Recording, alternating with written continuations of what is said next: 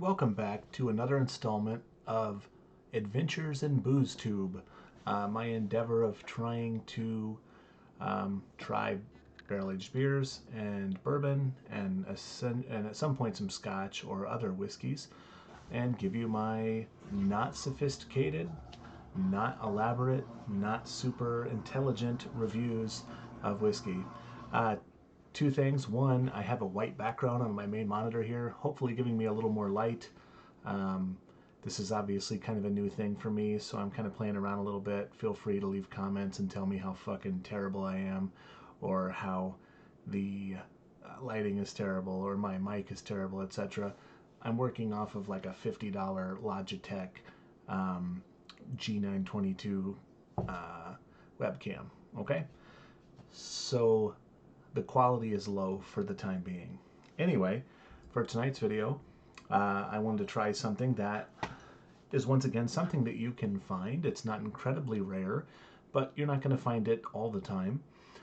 It's reasonably priced, usually between 100 140 bucks. You'll find it, if I remember correctly. I think I grabbed mine for 139. This is a relatively new-ish distillery. It is Louisville, Kentucky, and it is Peerless, and this is Double Oak. So not the Double Oak Rye, just the regular Peerless Double Oak. I started off with Peerless by having a store pick from a local liquor store, just a single barrel bourbon, not oak, not rye, etc., just store pick bourbon. It was fucking delicious. It was kind of what really turned me on to Peerless. I tried samples of the Double Oak and I liked it quite a bit.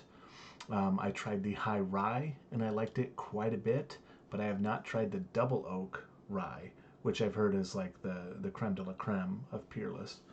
But I fucking love this bottle. I think it's very good.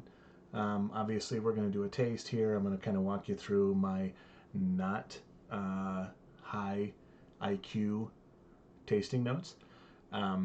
But as you can even see on here, the color is insane. And this is non-chill filtered, no color added, etc.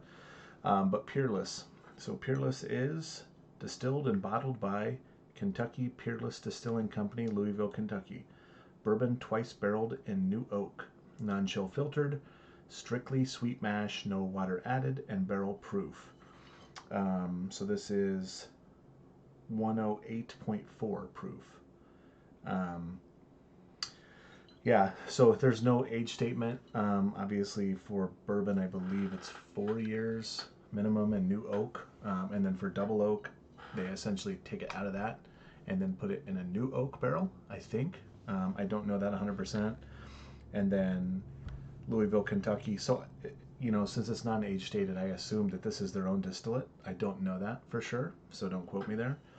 But like I said, man, this has been pretty good stuff. And for a relatively new company, you know, distillery, whatever, I don't know the exact terms on some things because a lot of people just buy whiskey and they don't actually distill anything. Anyway, let's go ahead and pour this bad boy. Oh, yeah. Yeah, that reflection in the glass is terrible. Sorry, fellers. And ladies, if you're watching. Hopefully you can see that, though. The color's fucking great, man. You know, even here, against the wall, against the dark. You know, that's probably the darkest whiskey I've drank so far.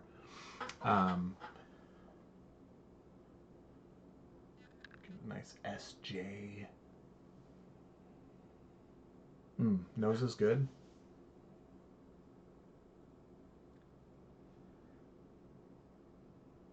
Lots of caramel. Bit of, you know, the oak is obviously present considering it's twice oaked in new age or in new oak. So you're obviously going to get some of that oak pungency, even if it's not aged.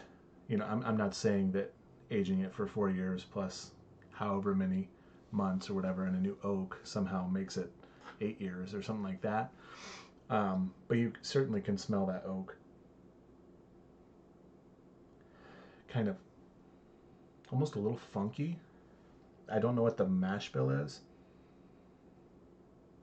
I get a little bit of rye in there. So for anyone who looks up the mash bill and then says, fucking dumbass, there's no rye in that. You know nothing about whiskey. That's fine.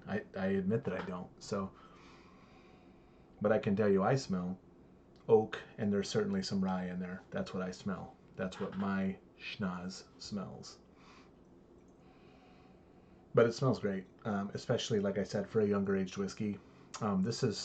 I like this bottle a lot. I'm not going to lie. I mean, we'll see how it goes when I actually try it, give it a rating.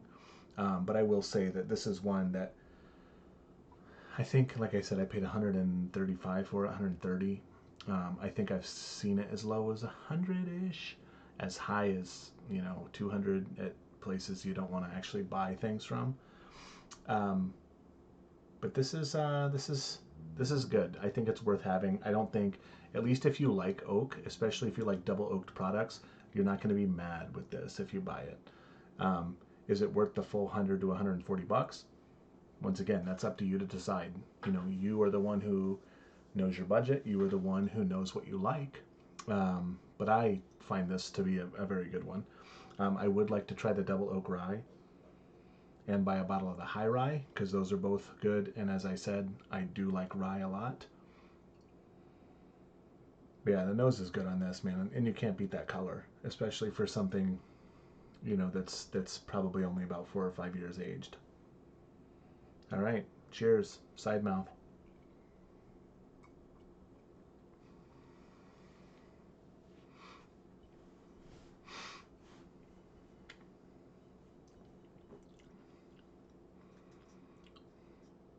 Good, it's first sip. I can't say that it's everything I remember, but I have had a couple other drinks tonight, so my tongue could also be a little muted. You definitely get a little bit more of that oak, kind of the caramel, chocolatey, a little bit of chocolate. In regard to packaging, nothing flashy, just kind of a normal bottle, nothing special. Big old fat cork that could double as a butt plug if you want.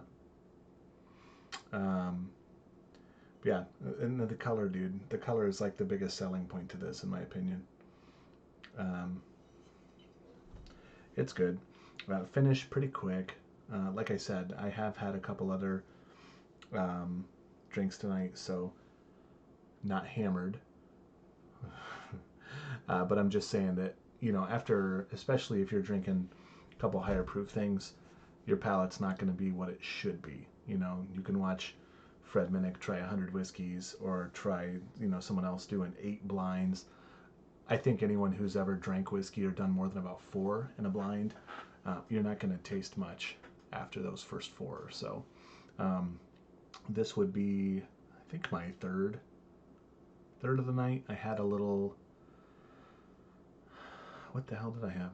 I finished a Knob Creek 12, and then I tried the Hardin's Creek Boston, which I'll do a video of later. And I did have an Elijah Craig barrel proof too. Okay, so I had a couple drinks. Like I said, no, it's still good. Oaky, it is a little youthful, a little grainy. I still get a little rye punch in there though.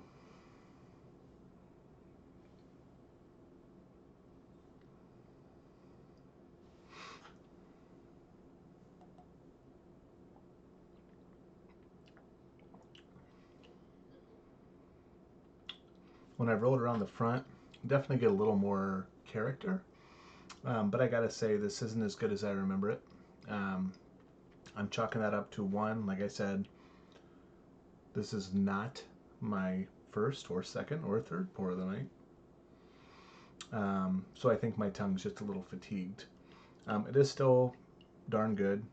I would say it's good to very good, but I also tried it up against some Elijah Craig C922, which I had earlier, which is a very good batch. It's no C923, but we'll come to all those things later in another video. But this does leave me wanting. Okay, I think once again, you're not going to be mad buying a bottle of it. I think it's fine. I will say that having it against, I guess, almost a realization of myself, Elijah Craig barrel proof, which is not this, it's not double oaked, but I'm just saying something like that for $50 to $80 versus this at 100 minimum, kind of an obvious choice. But Heaven Hill is also well established. Obviously they changed, I think it was C922, no, it was B522. One of them was less than 12 years aged, but all of their other barrel proof offerings are 12-year plus aged, which is fucking nuts for like a regular release barrel proof whiskey. So yeah, I mean, like comparing that against this, kind of unfair. But the truth of it, you know. So like I said, it's not really fair to do that comparison, but since I drank it earlier, I am bringing up that comparison. But I understand that it's not fair. Okay, last sip. Nose is still good.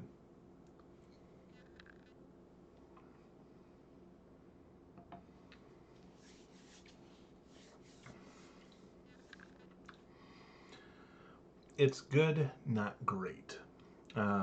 Like I said, when I've had this other times, I certainly have liked it more. I don't know if maybe its true colors are shining, or like I said, going from 120 plus proof back down to 108.4 proof probably makes a pretty big difference. Probably wasn't fair to do this review right now, but I've already recorded it. I'm invested, so too bad. Color is great. Like I said, you can usually find this on the shelf if you go to a couple different liquor stores, or the Double Oak Rye or the High Rye. I have had this, the Double Oak, the regular bourbon, the High Rye, and all those are very good. I have not had the Double Oak Rye, which I've heard is kind of like the best of those. But this, as it stands tonight, is good. Do I still think it's worth a buy? I would say yes, because it is still double oak, so it does have a lot more of that oak presence.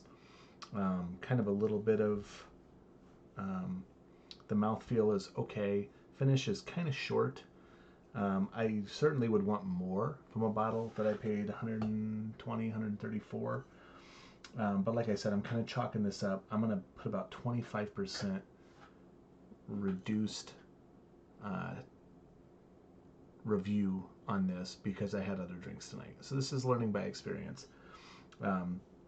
This is still good. I still think that if you've not had it, or if you're able to get a sample of it, you should try it. I think it's pretty good.